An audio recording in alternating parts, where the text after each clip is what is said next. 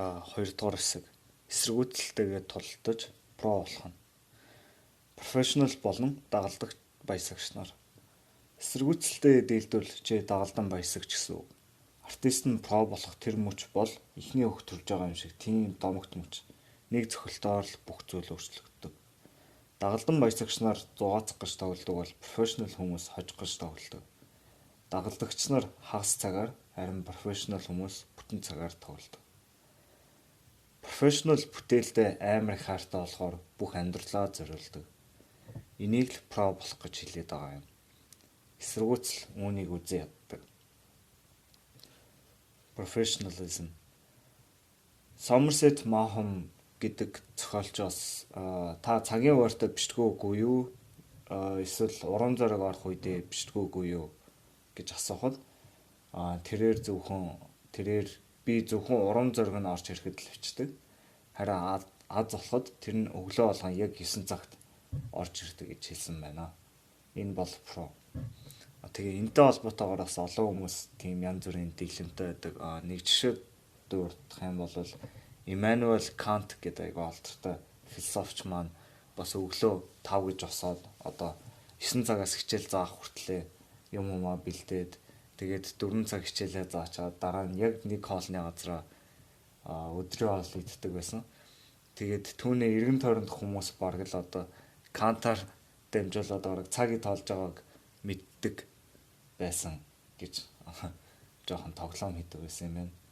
Тэгээд ерөнхийдөө бас яг ийм цагийн хуваарьтай тэгээ яг тэрэндээ айгуу тогтмол өдрө болгон нэг хэвийн хэлбэртэй авах нь ерөнхийдөө уран бүтээлтэй илүү их тийм одоо бүтээлч байдлаа гаргахад хэрэгтэй болдог байхаа гэж бодож байна. За тэгээ цаашаа үргэлжлэе. Зохиолчийн өдөр тутам ямар шүү байдаг вэ? Би өглөө зовиртой сэтгэл ханамжгүй сэрнэ. Айдсаа аль хэдийн мэдэрч эхэлнэ. Эргэн тойрны хайртай хүмүүстэйгээ мэд мэдээд тэгээд одоодоо байгаа ч гэсэн ягч одоодоо байхгүй ч юм шиг. Би эсэргүүцлээ анзаарна. Тэрийг гидсэндээ мэдэрнэ. Би түүнийг их хүндэлдэг. Яагаад гэвэл тэр намайг хизээч байсан амархан дийлж чадах болохоор. Би өдөр тутмын хэрэгцээтэй ажлуудаа хийж эхэлнэ. Иймэрдүү дэмий зүйлүүдтэй хэсхэн ч гэсэн өөрийгөө даврааж агаад хонх дуурахад би зогсоох ёстой. Би гэрээ ажиллаа дуусчлаа. Цаг нь ирлээ. Би залбирчгаад андаа гарч эхэлнэ. Нар арай гараагүй байна. Энд хүйтэн байна. Дов толгод бол хараал эзэн нов шив. Гэхдээ өөр одоо яах вэ дээ? Нэг хөлөө нөгөөгийнхөө урд тавиад авирч эхэлнэ. Нэг цаг өнгөрч би арай дулаацж эхэлнэ. Химнэл маань цусны эргэлтийг маань сайжруулжээ. Энэ олон жилүүд надад нэг л зүйлийг маш сайн заажээ. Энэ бол яаж зүдүү явах тухай юм. Би яаж амаа хамхаад өөрийнхөө хөлөөж ирэхийг мэддэг. Миний гогноор доторх маань аядаж эхэлж байна. Зүн совин намайг эзэмдэж эхэлнэ. Ахаад нэг цаг өнгөрч байгаад би нэг сайхан буг олж хараад буудаж унгана. Би бурхандаа талархаад энэ олдсноосоо хэсгийг нь адс олгож өргөнө. Би талархаж байна. Би буцаж ирээд хүүхдүүдтэйгээ галын дэргэд инээлдэж сууна. Тэд нар энэ өвгөн нь гэртээ хям авчирсанд аз жаргалтай байна. Би ч бас аз жаргалтай байна. Би өнөөдрийнхөө авах зүйлээ хүртлээ. Би сэтгэл ханамжтай унтна. Гэхдээ миний сүүлийн бодол бол эсэргүүцэл. Би маргааш түнтэйгээ сэрнэ. Би өөрийгөө аль хэдийн бэлдээд эхэлчихсэн байна. Хэрхэн зүдүү явах вэ? Би залуу байхдаа тэнгисийн явган цэрэгт яаж байгаа ч юм орчихсон. Тэнд надаа яаж зүдүү явахыг заасан. Энэ бол артистад харьцуулшгүй үн цэнтэй чадвар. Цэрэг хүн хүйтэн хоол таархан төхөөрөмж зэрэгээс жоохон гаж таашаал авдаг. За энэ нь одоо ваби-саби гэдэг ойлголтыг санагдууллаа. За энэ маань бол одоо ваби гэдэг маань одоо энгийн, дүлгөөн, төгс биш, байгалийн 50 нэг тиймэрхүү маягийн утгатай.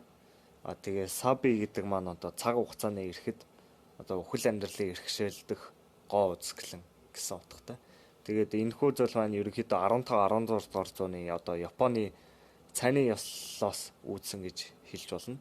Ерөнхийдөө Японы цайны ёслол одоо өдөр болгон одоо өглөө цайгаа бэлтгэхдээ нэг байдлаар бэлтдэг. Тэгээд тэрэндээ бол одоо ерөнхийдөө одоо найзуудтайгаа ч юм айгу тийм сайхан орчинд суугаад тэгээд хорон мууч бүхийг одоо өнгөрөхийг анзаараад тэгээд тэрэндээ талархдаг гэх юм уу. Тэгээд тэрэндээ одоо ер нь янз бүрийн объектуудыг айгүйх ашигладаг. Объект болгоно тусдаа үүрэгтэй. Тэнд бол миний сайн санаж байгаагаар бол одоо цайны аяга нь байдаг. Цайны аяга нь бол айгүй тийм удаан хэрэгэлсэн, олон жилийн турш хэрэгэлсэн тийм зэвэрсэн цайны аяга байдаг. Тэгээд тэр нь ерөнхийдөө одоо бүх зүйл төгс биш. Тэгээд энэ wabi-sabi гэдэг ойлголтыг айгүй харуулж байгаа хаа одоо цаг хугацааны ирэхэд тийм төгс биш айгүй энгийн гэсэн ойлголтоор. Тэгээд ер нь энэтэй бас энийг дурдж байгаа шалтгаан нэг юу бол одоо цэрэг байх нь бас тийм айгүй тийм энгийн зүйлүүдээр өдөр тутмын амьдралаа хийж эхэлдэг. Тэгээд ерөнхийдөө тийм энгийн байхад цаанаасаа бас нэг тийм гоо сайхан байдаг юм шиг санагддаг. За тэгээ ер нь цаашаа яриад байвал болох байх. Тэгээ тийм болохоор бас ер нь Confucius бас хэлсэн байдаг. Одоо амьдралд бол амьдрал бол маш энгийн. Гэхдээ хүмүүс заавал энийг төвөгтэй болгох гээд хичээгээд байдаг гэд энэ бас айгүй үнэн юм шиг санагддаг. За тэгээ цаашаа үргэлжлүүлье. Артист ер нь өөрийгөө тамд бүртгүүлж байгаа гэсэн үг. Өөрөө мэдсэн ч мэдээгүй ч тэрээр тусгаарлал, гологдол, эргэлзээ, өө гашуу, доогдох, жигшил, тохуурхол зэргээр л хоолны дэглэн байна да. Артист бол яг л тэнгисийн явган зэрэг. Тэр яаж зүдүү ахаа мэднэ. Тэр зүдүү байхдаа өмнө нь дуртай. Тэд носон буунууд айлын эрх зэргүүдээс илүү зүдүү явж чадах учраас тэрүүгээрээ бахархдаг. Яагаад гэвэл энэ бол дайн хонгор минь, дайн бол там. Бид аль хэдийн пронууд. Бид бүгд нэг салбарт аль хэдийн профешнл. Энэ бол бидний ажил. Бид бол ажлын профешналууд. Шинж чанаруудаас нь дурдах юм бол бид өдрөө болгон ажилдаа ирдэг. Юу ч болсон ирдэг. Бид өдөржингөө ажил дээрээ байдаг. Шүүл үлээх хүртэл гэртээ харж болохгүй. Урт хугацааны туршид ажиллаа хийнэ гэсэн амлалттай. Яагаад гэвэл ажлаа сольсон ч гэсэн бид өөр ажилд ажилласаар л байна. Энэ бас том бооцоотой зүйл. Энэ бол амьд үлдэж гарахын тухай, гэр бүлээ хооллохын тухай, хүүхдүүдэд боловсролтой болгохын тухай яригдж байгаа зүйл. Бид нар зүгээр л зугаацах гэж ажилдаа ирдэггүй. Бид өөрсдөө ажиллаараа хэд их тодорхойлдоггүй. Бид нар ажиллаараа өөрсдөө үнэлдэггүй шүү дээ. Бид ажлынхаа техникийг бүрэн эзэмшдэг. Бид ажлынхаа талаар шогч байдаг. Бид магтаал болон зэмлэлийг боддоор хүлээж авдаг. Дагалдан баясагч бол харин энэ бүхнийг эсрэгээр нь хийдэг. Өдрөө болгон ажилдаа ирэх албагүй. Ямар нэг зүйл тохиолдвол ирэхгүй. Өдөржингөө ажил дээрээ байдгүй. Гэх мэтчлэн. Тэгээ дээр нь бас чи дагалдан баясагч нарын энэ муу зохиол бичих гэж үнэн тамлуулж байна гэж хэлхийг ерөөсөө сонсдгоо. Яагаад гэвэл тэр зохиолоо угаасаа бичиж эхлэегүй, бичигчгүй. Миний анхны профешнл уран бүтээл бол 17 жилийн турш зохиолж болох гэж хичээсний эцэст бүтээсэн King Kong Lives гэдэг кино юм. Манай хамтрагч бид хоёр өөрсдөө маш их ихтгэлтэй байсан. Бид бүх мэддэг хүмүүсээ нээлтэн дээр өөрсөн. Гэтэл нээлтэнд маань хэн ч ирээгүй. Мөнгө гуйж явж ирсэн нэг гуйлагч нь л сонсогдсон баг. Ядаж эцэгхийнхээ нэрийг бодоод энэ хүмүүс жинхэнэ нэрээ л битгий эргэлсэн байгаасаа гэж дараа нь сонингийн нийтлэлд гарсан байдаг. Би тэнд 42 настай эхнэрээсээ салцсан хүүхэдгүй бүх жирийн хүмүүсийн хүсдэг зүйлийг хаяад зохиолж болох мөрөөдлөө хөөж байсан. Тэр үед л би про болсноо мэдсэн. Би амжилтад хүрээгүй ч гэсэн жинхэнэ бодит бүтлгүүдлүүдтэй байсан. Бүтээлээ хайрлах. Профешнл ажлаа сэтгэл зүрхээрээ хийдэг. Тэгэхгүй бол бүх амьдралаа эрх чөлөөгөө зориулахгүй шүү дээ. Гэхдээ тэр хитрхи хайртай болвол хоолой боогддог гэдгийг сурсан. Баг зэрэг хүйтэн характер, салангат байдал нь тэр зүйлээ хэд их хайрласнаас болж юу ч хийж чадахгүй хөлтгөөс сэргийлдэг.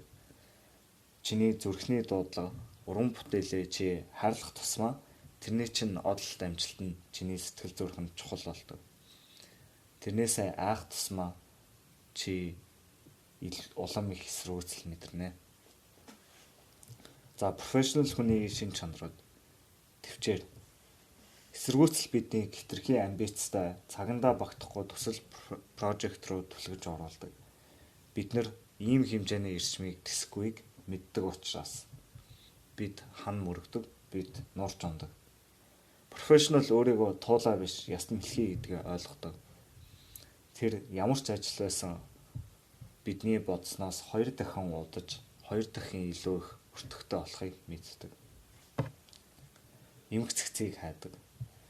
Тавцангаа цэвэрлж, эргэн тойрноо цэвэр ойлгосноор сэтгэлийн оч амраа орж ирнэ гэдгийг мэддэг. Нууцлаг зүйл байхгүй. Про хүн бүтээлээ урлаг гэж харддаг. Тэр зүгээр л техниктэй төвлөрдөг. Яаж гэдгийг бүрээ эзэмшээд юу болон яагаад гэдгийг бурхандаа үлдээдэг. Тэднийг хүндэлдэг болохоор өөрсдөөр нь ажлыг нь хийлгүүлдэг. Айдастайгаа тулдаг. Про хүн айдсыг хизээч алга болгож чадахгүйгээ мэддэг. Айдасгүй артист гэж угаасаа байдгүй. Шалтгаан хүлээж авдаг. Эсэргүүцэл бол утсаар дамжин худалдаа хийдэг хүмүүс шиг гэдгийг профешнлууд мэддэг. Уцаа аваад байна уу гэж хэлэхэд л дуусаа. Профешнл бүр уцаач авахгүй тэр ажиллаа л хийнэ. Профешнл бизнесээ бодит зах зээл дээр үздэг. Шудраг ус зүйлүүд, төлөвлөгөөгүй дайснууд, азгүй байдал зэргийг бодолцож үздэг. Салхиа тооцоолох хэрэгтэй шүү дээ. Бэлэн байдал. Тэр үргэлж бэлэн байдаг. Гүнзгий төвшөнд. Түүний зорилго бол хожил биш, харин өөрийгөө авч гарах. Доторхоо аль болох батвах, гахуулахгүйгээр авч гарах. Гайхуулдаггүй. Профешнл хүн өөрийн гэсэн стилтэй, зөвхөн түүний өөрийн гэсэн. Гэхдээ энэ гарын үсгээр гайхуулж өөрийгөө дөгүүлэхгүй. Өөртөө анхаарал татах гэж хямд зүйл хийхгүй. Яг хүүхдүүдэд хаяада нэг байгаагаа мэдрүүлж тоглолт хийдэг л баг. Гэхдээ ганцаараа бүтээлтэйгээ цуг байхдаа их ариун, дөлгөөн байдаг. Яагад гэвэл тэд зүгээр л дэм үзүүлж эхлэлийг нь тавьдаг гэдгээ л мэддэг болохоор. Тусламж ирэхээс цогтоодаггүй. Тайгер Вудс дэлхий дээр хамгийн шилдэг голфч. Тэглэж гисэн тэр багштай. Тэр хамгийн сайн багшийг олоод 2 чихээрээ чих тавин сонсдог. Бүтлгүүл болон амжилтыг өөр дээрээ хүлээж авдаг. Профешнл хүний ухамсар нь түүний хувийн эгоноос өөр үндэс суурьтай байдаг. Ийм ч болохоор түүнийг ширэн арьстаач гэж хэлж болно. Тийм байхын тулд маш их характер шаарддаг. Учир нь бидний хамгийн гүн инстинкт үүний яг эсрэг байдаг болохоор. Эволюцоор бид татгалцлыг гүн өвдөлтөөр мэдрэхээр програмчлагдсан байдаг. Ингэж байж л овог аймагуд хүмүүсийг үгэндээ оруулж нэгтгэж чаддаг. Энэ зүгээр л нэг сэтгэл зүйн биш, бараг л биологийн үндэстэй гэсэн бидний эд эсэнд байгаа. Эсэргүүцэл үүнийг мэддэг болохоор бидний эсрэг ашигладаг. Иймээс бүтлгүүтэх, гологдох, айдсаар биднийг айлгаж ажлыг маань хийлэгдэхгүй. Цаашлаад олон нийтээр дүгнүүлэх ил тод байдлаас айх айдсыг ашигладаг. Шүүмжлэгч нар бол дайсан биш. Харин эсэргүүцэл бол бидний дайсан. Дайн бол бидний толгойд л байгаа. Бид гадны шүүмжил хичнээн үнэн байсан ч гэсэн өөрсдийн доторх очийг унтраахад хүргэж болохгүй. Дотоод оч угаасаа цаанаасаа хангалттай гал цогтой. Ичгүүрийг тисч өнгөрөх. Профешнл нь ичиж зовхыг ч гэсэн өөр дээрээ хүлээж авдаг. Шүүмжлэл олон гадуурхалтай адил ичгүрэнч бас л дотоод эсэргүүцлийн илрэл юм. Түүний уран бүтээлч гол цөмийг уул дөрөн бортоогоор булсан ч болохдохгүй. Өөрөө л хөрөөлөхгүй бол юу ч тэр цөмд хүрч чадахгүй. Талбар дээр буханд дэвсүүлж толдсон харж зогсох юм уу, гадаа зогсоол дээр хүлээж зогсож байхаас хамаагүй дээр. Өөрийн сул талуудыг мэддэг. Хуульч, нэгтлэн бодогч, зуулчлагч зэрэг хүмүүсийг хэрэгтэй үедээ өөртөө татан авдаг. Зөвхөн нэг л зүйлдээ профешнл байж чадна гэдгээ мэддэг учраас бусад пронуудыг авчирч тэдгээрийг хүндэлдэг. Өөрийгөө ахин бий болгодог. Ямар ч амжилтаар дүүрэн тухтай амар байсан ч гэсэн өөрийгөө яг нэг л хэлбэр дүрсээр хязгаарлагдаггүй. Өөр бие дүр олж байгаагаас хүнс шиг хуучин биеэсээ задран гарч шинэ бие олдог. Тэгээд цаашаа аянгаа үргэлжлүүлдэг. Би хувьцаат компани. Би гэдэг нэртэй хувьцаат компани гэдэг ойлголт би гаргах дуртай. Ингэснээр би өөрийгөө ажилд авч өөрийгөө халж чадна. Энэ нь профешнализм гэдэг санаа илүү тодтогч артист ажиллаа хийж байгааг ялгаж өгдөг. Нэгд өдөр болгон статусны уулзалттай. Уулзалт дуусаад л энэ 7 хоног хүн бүр яг юу хийхээ мэддэг шиг би өөртөөгөө тийм уулзалтыг нэгд өдөр болгон хийдэг. Би өөртөөгөө суугаад хийх даалгавруудаа хараад өөртөө тарааж өгдөг. Бас бид нар арай субъектив болж ямар нэг алдаануудыг өөр дээрээ хүлээж авдаг. Бид нар хүйтэн төстэй болно. Би өөрөө биш болж гин гэсэн үг. Харин би бол хувьцаат компани. Би бол про. За тий эцэст нь нууц гэж байхгүй. Про болоход ямар нэг нууц гэж үгүй. Энэ бол шийдвэр. Бид одооноос өөрсдийгөө про гэж харахаар шийдээд тэрийгэ хийдэг. Энэ бол энгийн. 3 дугаар ном эсэргүүцлээс цааших дээдийн ванталс. Сахиусан тэнгэрийг абстрактаар дүрслэх нь биднийг дэмжиж тэтгэдэг тэр нэг үйл үзэгдэх сэтгэл зүйн хүчийг би ерөнхийдөө сэтгэлийн оч юм уу сахиусан тэнгэр гэдэг өгнүүдээр ашиглаж байгаа. Тариа үр болгонд үржүүлдэг тийм нэг хүч байдаг. Эсвэл муурыг гүйж тоглох, эсвэл сурахад хүрэх тэр нэг инстинкт. Энтэй холбоотойгоос Ницше гэдэг философч маань бас төстэй ойлголттой байдаг. Will to power гэдэг. Тэр нь бол бас амьд бит болгон одоо self overcoming буюу өөрийгөө давж дийлэх, цааш үржүүлэх, сайжруулах, цэцгэлүүлэх тийм инстинкт байдаг гэдэг ойлголт байдаг. Тэгээд трийг хөгжүүлж өөрийгөө давж дийлэх юм бол хүн бол одоо Übermensch гэдэг герман үг буюу тэр нь ер нь Overman эсвэл Superman гэж орчуулж болно. Тэгээ тийм төстэй ойлголтуудаас байдаг. За тэгээ цаашаа үргэлжлүүлье.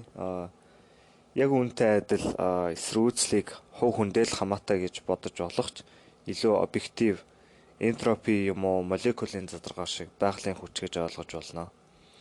Эмх цэгцээс замбраагүй байдал руу татдаг хүч гэж ерөнхийдөө энтропиг хэлж болно. Тэгээ хэрвээ илүү хэмжээс зүйлүүд төсөөлөгдөхгүй байвал бидний генд бичигдсэн тийм одоо авиас гэж тэр сэтгэлийн очоос хэлж болно.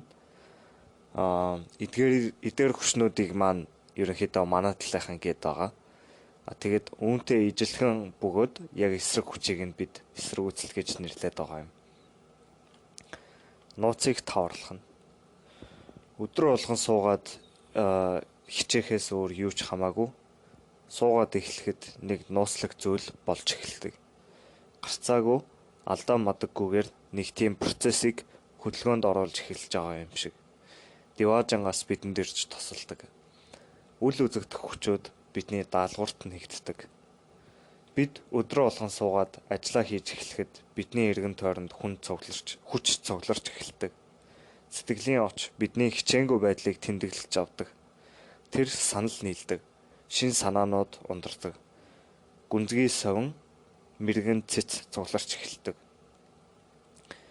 Миний professionalism гэдгийг артистын код, эсвэл дайчны аян гэж бусад хүмүүс нэрлэж магадгүй. Энэ нэг ёсны эгогүй үйлчилгээний тийм чиг хандлага. Бид нуугдсан алт ертөнцийн төлөө том луутайгаа тулдаж буй баатар. Энэ нь бурхны төлөвлөгөө, бидний хувь заяа, энэ хороо дээр ирсэн шалтгаан. Очийг бадраахна. The Cavalry Commander гэдэг памфлетны ишлэлээс авсан. Тэгээд залуу дайчтай үлдээж өгшин дайчтайхан гэрээс нэг тийм ийм бичвэр маягийн юм байт юм байна.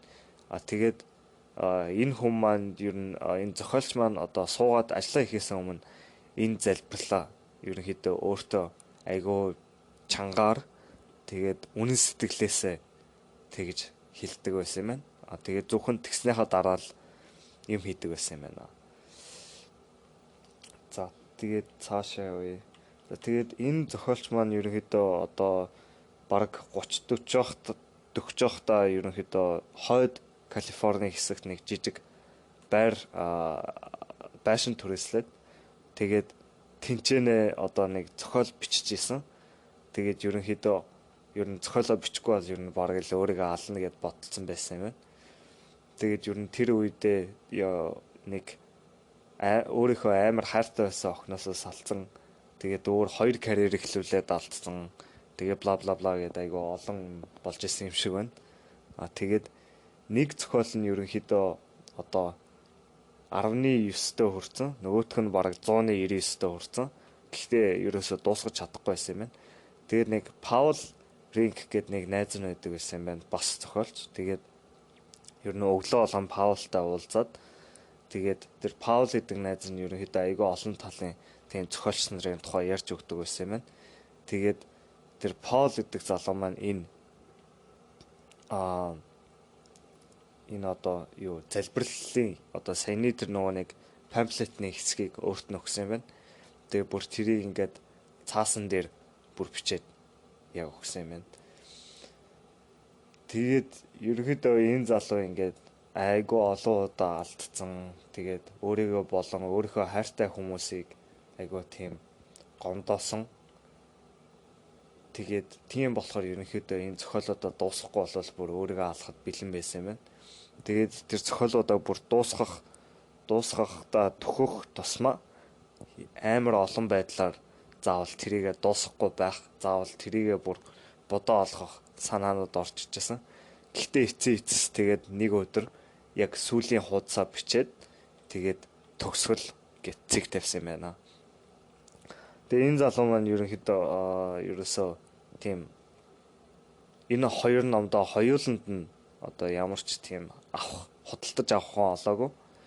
Гэхдээ ерөнхийдөө тэр яг төгсгөлийнхоо цэгийг тавихад ерөнхийдөө айгүй тийм гой хорон мөч байсан гэж хуваалцсан юм байна. Тэгээд ерөнхийдөө хинч тэрийг нь дууссан гэж мэдээгүй, хинч ч хамаагүй байсан. Гэхдээ тэр хүн зөвхөн өөрт нь л хамаатай. Тийм өөрийнхөө бүх амьдралынхаа туршид тулдж исэн тэр лууга сэлэмдэж унгаагаад тэгээд ингээд луун ингээд толгоон ингээд тасраад унтсан юм шиг санагдчихсэн гэж хэлж ирсэн юм байна.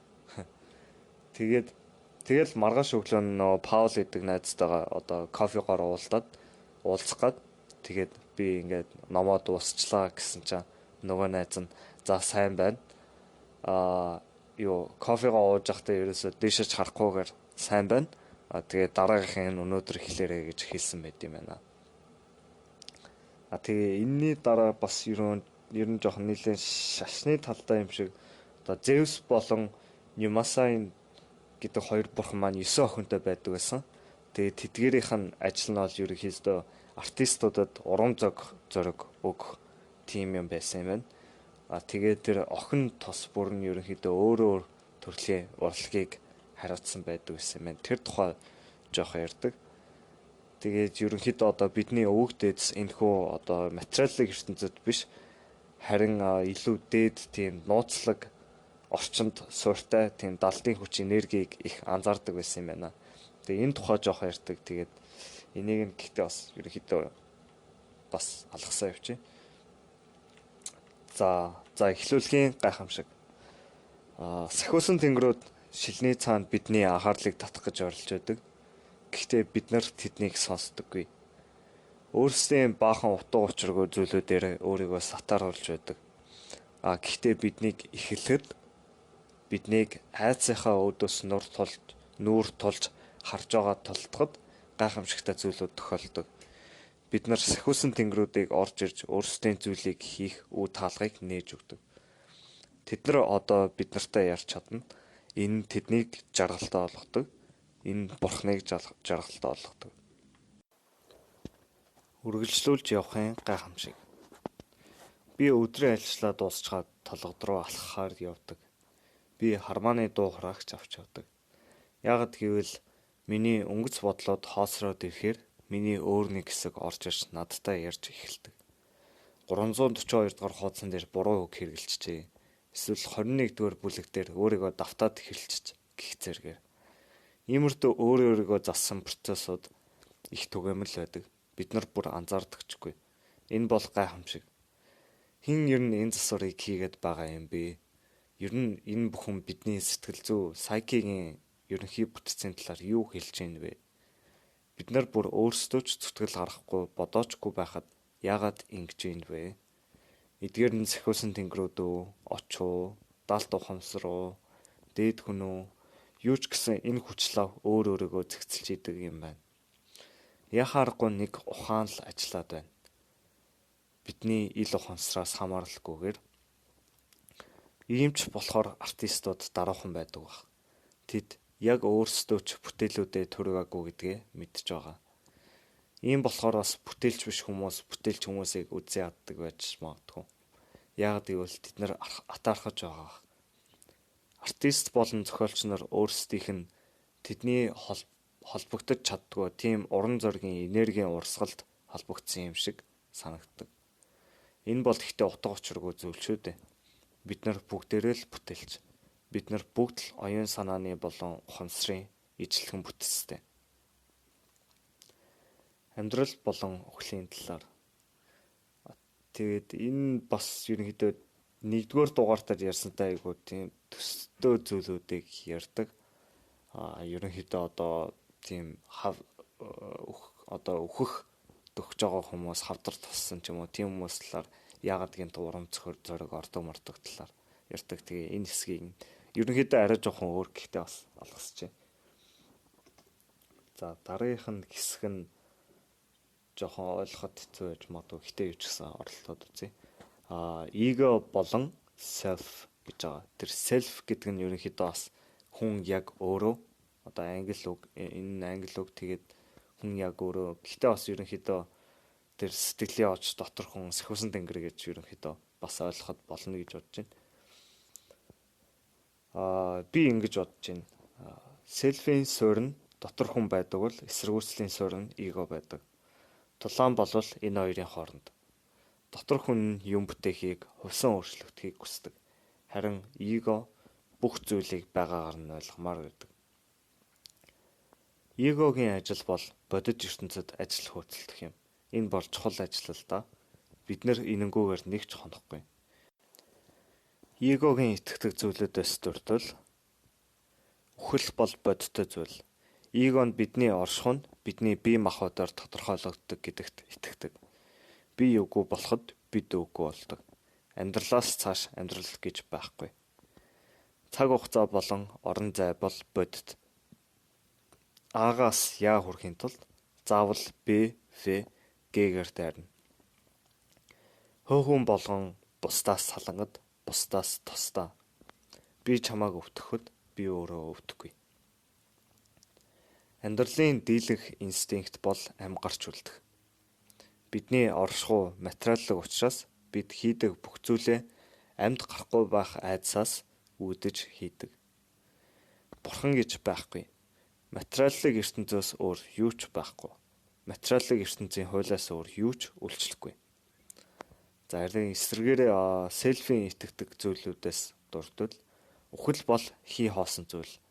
Сүнс нь хязгааргүй олон байдлаар хэлбэр олж хувьсчисаар л байдаг. Цаг хугацаа болон орон зай бас хийсвэр зүйл. Эдгээр нь зөвхөн материалын ертөнцид л үйлчлдэг. Бүр энд ч гэсэн үнэндээ зүуд, алсын хараа, шилжилт зэрэг зүйлүүд ч гэсэн нөлөөлдөггүй. Бид олон хэмжээсэн хавтгаад нэгэн зэрэг оршдог. Бүх зүйл нэг. Би чамааг өвтгөл өөрийгөө өвтгөнө гэсэн үг. Дэд зэргийн сэтгэл хөдлөл бол хайр. Нэгдэл болон хоорондын тусалцаа бол амьдралын хамгийн чухал зүйл. Бид нар энэ үгтэд цогтой. Бага цорын гац зүйл бол бурхан. Юм бүхэн бурханы ямар нэг хэлбэр гэсэн үг. Бурхан гэдэг тэнгэрлэг суурь нь бидний амьдрах, хөдлөх, орших тэр зүйл маань юм аа. Тэгээ энэс ерөнхийдөө бас баг зэрэг төсөөл гол санааг нь авсан байх. Тэгээд яг иймэрдүү философийн тухай ярил бас айгу төвөгтэй урт айгу хэцүү юм болох байх. Тэгээд миний бодлоор ер нь зөвхөн эдрийн талаар бодож болох сонирхолтой зүйлүүдээс дурдах юм бол ерөнхийдөө identity гэдэг ойлголт айгүй их чухал ах. Яг ямар нэг зүйл одоо бид нар ихээс төрснөөсөө хойш өөрсдөө бат өрөөлөдөг identityтэй төрдөг. Хэрвээ ерөөсөө зүгээр бодож үзээдлээ хэрвээ чамд нэрийг чи ингээд огт шивнээгүй байсан бол яг уу чи ингээд өөрийгөө тусдаа зүйл гэж мэдэрдэггүй.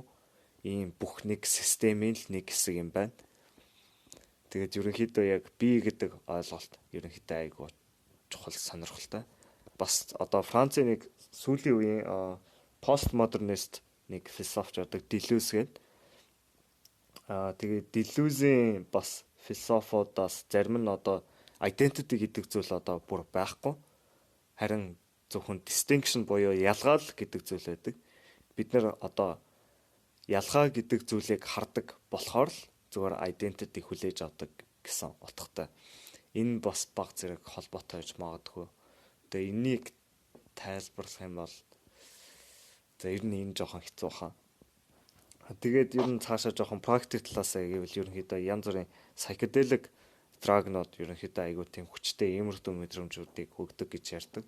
Хэрэгэлсэн хүмүүс нь ерөнхийдөө одоо ego death буюу одоо тэр эго нь уусч алга болж байгаа зүйл тийм туршлага мэдрэмжүүдийн тухай ярьдаг. Тэгээд энэ нь ерөнхийдөө одоо бидний өдөр тутмын амьдралд хэрэглэж байгаа одоо тархины мэдрэлийн эсүүдийн хоорондох холбоос ерөнхийдөө өдөр тутмын туршид ашиглагддаг зүйлүүд бол байнга ашиглагддаг. Гэхдээ psychedelic drug хэрэглэхэд бол энэ одоо өөр янз бүрийн өмнө нь байгаагүй холбоосыг бий болгож ийм одоо шинэ өөр харах үнцүүдийг ерөнхийдөө бий болгох юм байна. Тэгээд энээс цаашаа ерөнхийдөө сонирхсан хүмүүс уншиж болох байна. За тэгээ үргэлжлүүлье. Дотор хүнээ мэдрэх нь. Зүуд тэр дотор хүнээс маань л ирдэг. Санаанууд дотор хүнээс ирдэг. Бид нар бясалгалт хийж эхлэхэд дотор хүндээ хүрч эхэлдэг. Бид мацаг барихад, залбирахад, алсын хэрэлд явахад энэ бүгд дотор хүнээ хайж байгаа хэрэг. Self гэдэг нь хамгийн гүнзгий оршихуй. Self нь бурхантай нэгддэг. Self нь худлаа ярьж чаддгүй. Байнгын үржиж, байнгын хувьсаж байдаг. Энэ нь бидний ухамсарыг өндөрт авчрах гэж буй инстинкт. Эго үүнд дургүй. Яагад гэвэл бид нар сэрэх тосмоо эгоны хэрэгцээгүй болдог. Эго чамайг үзгээ бариад ажиллаж эхлэхийг үзэн яддаг. Айдас. Эсэргүүцэл айдасаар хооллдог. Гэхдээ юуны айдас вэ? Зүрхээ дагахаас уйдаж гарах үр дагавруудаас айх айдас. Дампуурах айдас. Ядуурах айдас. Өрөө төлж чадахгүй байх айдас. Хуваа хичээх айдас. Гэр бүлээ хангаж чадахгүй байх айдас. Тэтгэрийнхээ мөрөөдлийг өөрийнхөө мөрөөдөлд золиослох айдас. Сайн найзууд болон өвөг дээдсээсээ урвах айдас. Бүтлгүүтлээс айх айдас. Тэнэг харагдахаас айх айдас. Бидний хайртай хүмүүсийн бидний төлөө гэж золиослсон бас бид нар өөрсдөө бүх хөлсөө шахаж зүтгэсэн тэр бэлтгэл, боловсрал, хөрөнгө оруулалтаа хаях айдас. Хоосон зайруу үсрэх тэр айдас. Тэр цаана өвдөж үлдэх айдас. Ямар ч өгөөжгүй тийм үеийг дайрч өнгөрөх, тэрнийг буцааж чадахгүй тэр хачин шийдвэртэйгээ үлдсэн амьдралынхаа туршид амьдрах айдас, галзуурхаас айх айдас, үхлээс айх айдас. Эдгээр нь тоглоод байх айдас биш юм аа. Гэхдээ эдгээр нь бодит айдас ч бас биш. Бид нар үгээрч тодорхойлоход хэцүү айдас бүрийн өвөг эцэг айдас бол биш. Энэ маань бол амжилтанд хүрэх айдас. Өөрсдөө нуугдаж байсан тэр нууц хүчийг олох айдас. Бид өөрсдийн эцэг эх, хүүхэд, багш нарын биднийг бодож байгаагаас илүү байхыг олж мэдэх айдас. Бид нар жинхнээсээ тийм зоригтой, багтаамжтай шантрахгүй байх вэ. Бид нар усан онгоцоо үнэхээр сайн удирдах, зорьсон газартаа хүрэхээс айх айдас. Хэрвээ үнэн бол бид нар мэддэг бүхнээсээ хөндөрнө. Бид нар юу болж хуурах вэ? Бид найзууд болон гэр бүлдээ алдаж намайг танихааргүй байх болно. Бид оддтой хоосон хүүтэн орон зайд ганцаархнаа үлдэж ямар ч түших зүйлгүй болно. Гэхдээ нэг бодох зүйл нь бид огторхууд сэнсрэгч гэсэн ганцаараа биш. Харин оронд нь дуусашгүй ундрах мэрэгэн ухаан, ухамсар, нөхөртлийн их усүртэй холбогддог. Яг нь зарим найзуудаа алгах ч гэсэн гэхдээ бид шинэ найзуудтай болдог. Тэдгээр нь илүү сайн найз, илүү жинхэнэ найз. Бид ч гэсэн тэднэрт илүү сайн, илүү үнэнч байж чаддаг. Надад итгэж байна уу?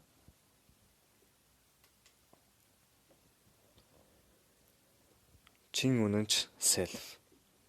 Хүн бүр энэ дэлхийд өөрийн гэсэн өрмөц хүн чанар identity-тай ирдэг. Хүүхэд болон өөр л байсан. Ихэр хүүхдүүд хүртэл яг ижил генетикийн материалтай мөртлөө төрсэн цагаасаа хойш шал өөр байсан байхаар ч болно. Бид нар юу гэсэн тэрншгээ болчихно гэж байхгүй. Бидний энэ амьдралын зорилго нь өөрсдийгөө нэг тийм хүн болох ёстой, нэг тийм хүн болох ёстой гэсэн төгс зүйл рүү дүрсээ хуургах биш, харин өөрийнхөө хэн болохыг олж таниад тэр зүйлээ болох юм аа. Талбарын болон шатлалын чиг хандлагууд.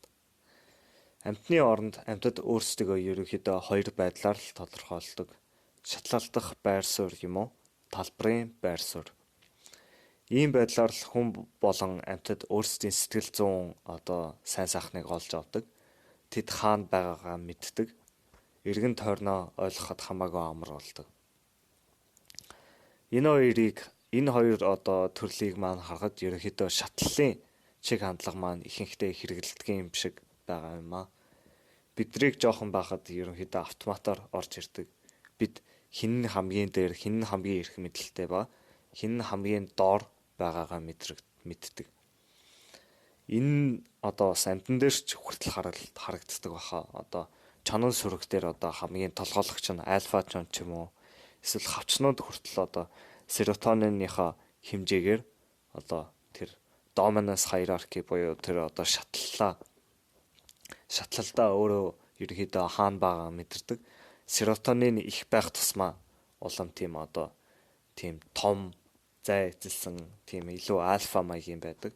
Тэгээ баг тусмаа илүү баг. Тэгээд энэ ерөнхийдөө бас айгу яриа болох их уртан болох баг. За тэгээд зөвхөн тэгээд цаашаа үргэлжлүүлье. Зөвхөн сүулт их сургуульд зодолж авсан боловсролынхаа дараа л бид нар талбарын хандлагыг сонирхож эхэлдэг. Бидний заримынх нь хувьд энэ амьдралыг нь авардаг. Шатлалын чиг хандлага. Бид ихэнхдээ шатлалаар өөрсдөө тодорхойлоход тэрнийгээ мэддэггүй. Ер нь тэгхгүй байх ч хэцүү. Сургуулийн сурталчилгаа, бүхэл бүтэн материалист соёл нь биднийг бусдын бодлоор өөрсдөө үнэлэхээр трилдэг. Энэ пивийг уу, энэ ажлыг хий, тийшээ хар, тэгвэл хүн болгон чамайг таална. Ер нь шатлал гэж юу ч юм бэ? Энэ бол Холливуд, Wall Street, ахлах сургууль бол жинхэнэ шатлал. Гэхдээ олон хүнтэй болох тусмаа тус хүн бүр ийм их зүйл дунд хүчөөхөн болдог. Маст уусч ордог, төөрдөг. Ер нь өнгөрсөн эволюцийг харахад 20-с юм уу, 20-с 800 ч юм уу, тийм тооны хүмүүс дунд л хүн ер нь хамгийн тийм тухтай өөрөө байдаг юм шиг байгаа. Гэхдээ тэрнээс жоохон их байж болно. Гэхдээ хэдэн мянга хүрээд зогсдог. Бидний тарих тийм олон царайг процесс хийж чаддгүй. Масс нийгэмд 5 таа морил.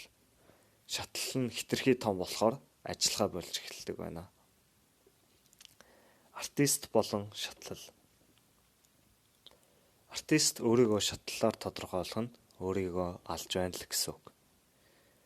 Яагаад гэвэл өөрийгөө тэгж тодорхойлсон хүн эдгээр зүйлүүдийг хийдэг. Бусад бүх хүмүүстэйгээ өрсөлдөж эхэлдэг. Өөрийн аз жаргал, амжилтаа шатлалдах түвшнөөрөө тодорхойлдог.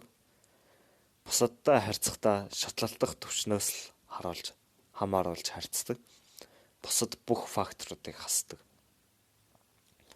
Бусдын төлөө жүжиглж, бусдын төлөө хувцалж, бусдын төлөө ярьж, бусдын төлөө бодож эхэлдэг. Винсент Ван Гогоор жишээ авъя л да. Тэрнээс асуугаад үз. Артистууд заавал талбарын чиг хандлагатай байх ёстой. Ажлаа тэрнийх нь төлөө л хийх ёстой. Тэгээ Ван Го энтер маань ерөнхийдөө одоо яг тэр амьд байх бүтээлээ төрөвж авах үедээ ерөнхийдөө хүмүүс бараг л галзуу гэж боддог байсан баг. Ерөөсөө уран бүтээл нь зарагдахгүй. Тэгээ айгүй ядуу амьдардаг. Тэгээ Ван Го ер нь ганцаараач биш ах. Одоо Толстой, Достоевский, Ницше энтер бол бүгд айгүй тийм хэцүү амьдралтай байсан. Тэгээ тэр үедээ бол хүмүүс ерөөсөө сайшаадаггүй байсан. Тэгээ заавал сүүлд нь л хүмүүс энэ хүмүүс чи ийм хийсэн биш та гэж юу хардаг байсан л та. Тэгээ цааш. Урлагт хайраас өөр шалтгаанаар ажиллах нь биеэ үнэлж байгаагаас ялгаагүй. Артистууд дээшээ юм уу доошоо харах хэрэггүй. Дотгошоол харах хэрэгтэй. Сэний үг бол ер нь жоохон амар юм байна. Аргалагч. Аргалагч гэдэг нь үзэгчдийгээ тааварладаг зохиолчийг хэлнэ. Аргалагч ажиллаа хийж эхлэхдээ өөрийнхөө зүрхнээс асуудаггүй. Зах зээлд юу хэрэгтэй байгааг ирж чаддаг. Яг үүндээ бол тэр үзэгчдийнхээ өмнө чин үнэнчээр өөрөөсөө байхаас айж байгаа. Өөрийн үнэхээр юу гэж боддог, юу мэдэрдэг, эсвэл өөрийн сонирхолтой гэж бодсон зүйлээ бичгээс айж байгаа. Зарагдахгүй байх вэ гэж айж байгаа. Тийм болохоор зах зээл юу хүсэж байгааг таамагладаг. Аргалагч байснараа юм бүтээч гэж болно л доо. Одоогийн хэрэглэгчийн нийгэмд ч гулгадаг гарууд аргалсаар байгаа сая доллар хийж болно. Гэхдээ тэр чинь амжилттай болсон ч гэсэн чи өөрийгөө алдчихээн гэсэн үг. Яагаад гэвэл чи өөрийн хамгийн үнэнч нандан хамгийн тэр өөрөө чи шилдэг хэсэг болох сэтгэлийн очоо худалдсан гэсэн үг. Талбарын хандлага. Хүмүүс ч гэсэн ерөнхийдөө талбартай. Гэхдээ тэр нь сэтгэл зүйн. Одоо Стиви Вандерих төгөлдөр хуур, Арнольд Шварценеггерийн одоо заал байд юм уу. Тэгээд талбарын шинж чанаруудаас дурдах юм бол чамайг дэмжиж тэтгэдэг. Чиний хичээл зүтгэл хайраас өөр гадны зүйл хэрэггүй. Тэгээд чамд буцааж ер нь сайн сайхан болгож өгдөг. Одоо чи хичээл одоо жишээлбэл одоо жим ороод одоо дасгал хийдэг ч юм уу те. Тэгвэл чамд буцаагаад тийм сайн сайхан одоо сэтгэл зүйн сайн сайхан буцааж өгдөг. Талбараас зөвхөн бас ганцаараа л хүртэнэ. Өөр хамтрагчтай одоо хамтрагчаар дэмжүүлж болох ч гэсэн яг жүүсийг нь олол чи өөрөө л шавхна. Зөвхөн ажил хийж ижил хүртэнэ. Талбар зүгээр өгдөхгүй, буцааж л өгдөг. Чи хэр их хийх яг тэр хэмжээгээр чинь буцааж өгнө. За энэ дээр хэлэхэд бас ер нь одоо олон удаа гацдаг. Тэгээд шагналыг ерөнхийдөө яг шууд буцааж авдаггүй баг. Гэхдээ ерөнхийдөө хийж байгаа хичээл зүтгэл чинь овоорч агаад гинт ерөнхийдөө буцаж ирдэг баха. Гэхдээ ер нь заавал ирнэ гэж хэлж болно. Талбар болон шатлалын ялгаа. Энэ ялгааг яаж мэдэх вэ? Чи үнэхээр их сэтгэл зовсон үедээ яах вэ? Найзууд руугаа надад одоо ч гэсэн хайртай байгаа гэсэн аргацсан дуу хоолойг нь сонсох гэж залгах уу? Бид бусдын энэ үед бол бид бусдын сайн бодлыг хайж байгаа л гэсэн. Арнольд ерөнхийдөө тийм сэтгэл зовсон муухай өдрөө яах вэ? Тэр лав найзууд руугаа залахгүй заал руугаа л явах байсан баг. хоосон байсан ч хамаагүй. Энэ бол талбарын хандлага. Бас нэг тест. Би энэ дэлхий дээр хамгийн сүүлийн хүн байсан бол энийг хийх болов гэж өөрөөсөө асуудаа. Хэрвээ чи ганцаархнаа бол ямар ч гайхшруулах хүн байхгүй болохоор тэр ажлаа хийгээл явна. Баяр хүргэе. Стиви Вондер төгөлтөр хураа дараал үлдэнэ. Тэгээ энэ дээр мэдээж одоо найзуудаасаа дэмжлэг авч олно л доо. Гэхдээ зүгээр ер нь гол санаа нь яг зөвхөн бусдаас тэгэж хамааралтай эсвэл бусдын тийм зүгээр арга зүй үгийг хайх гэж амьдрах юм бол ерөнхийдөө болохгүй л гэдэг санаах. Мэдээж одоо зүгээр гэрийнхэнтэй ярьж марихад бол бүр хөцөл байхгүй л тээ. За тэгээ цааш. Артистын амьдрал. Чи энэ хорвоо дээр зохиолж олж төрсөн үү? Зураач уу? Эрдэмтэн үү? Инхийг сахиулагч юм уу? Эцээцэд энэ асуултыг зөвхөн үйл хөдлөлөөр л хариулна. Хий эсвэл бүү хий. Чи хавдрыг идгэх юм уу? Симфонд бичих ёстой байсан мөртлөө тэрийгэ хийхгүй бол чи өөрийгөө өвтгөөдөж барах уу? Бүр мөсөн устгаж хайна. Чи хүүхдүүдээ гомдоно. Чи намайг гомдоно. Хорвоо дэлхийч бас чамд гомдоно. Бүтээлч ажил гэдэг бол хуваа хичээсэн зүйл юм уу? Анхаарал татах гэсэн зүйл биш. Энэ бол хорвоо дэлхий дээрх бэлэг. Амьд зүйл бүрийн бэлэг. Биднэрт юу байгаа бүхнээ харуулаач. За ингэж ерөнхийдөө ном маань дуусж байна. За тэгээд эцэст нь хэлэхэд ер нь энэ ерөнхийдөө жоохон абстракт талын одоо хийхэд сонсоход гоё санагдаж байгаа ойлголт байж магадгүй одоо эсэргүүцлийг давж тулах гэд. Гэхдээ энд ерөнхийдөө тийм зайлсгүй шаардлагатай зүйл одоо практик зүйлүүд мэдээж хэрэг болох байхаа.